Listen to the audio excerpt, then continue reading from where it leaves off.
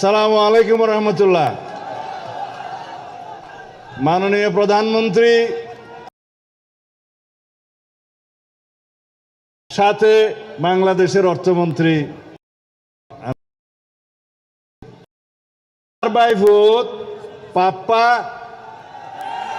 কথা যা হওয়া পরে হয়ে দিয়ে দাবি দেওয়া যা দিয়া পরে দিয়ে দিয়ে কিন্তু যা চাই ইয়া তোর বেশি দিলে কি আপত্তি আছে না? ঠিক আছে। আর মাননীয় সংসদ সদস্য সকল কেউ বক্তৃতা দিন না ভারতে গুসা নই, কারণ মাননীয় প্রধানমন্ত্রী তো আর বহু জায়গা যা ঘুরিব প্রোগ্রাম আছে।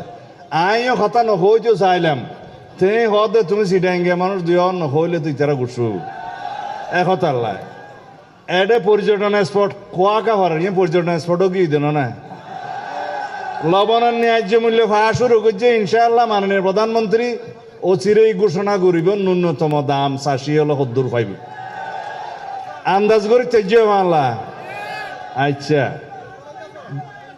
বাদ বাকি বেরিবাদর মন্ত্রী সহ বেগ কোনরে এটা বাঁশখালি আইয়ে পরিমাপ করি বললে ইঞ্জিনিয়ার আই বললে আর দিম আজিয়া মাপ করন সময় নাই।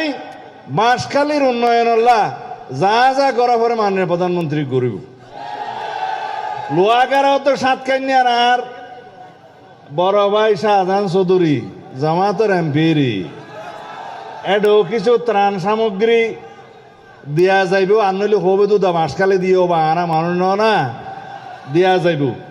এটা বাঁশখালীর এমপি সাহেব আইসে এখন আরা কোনো ভেদাভেদ নগরী ওবা এটা জামাত তো এমপি বলে কি মানে প্রধানমন্ত্রী নয় না ত্রাণ সামগ্রী নদেন না।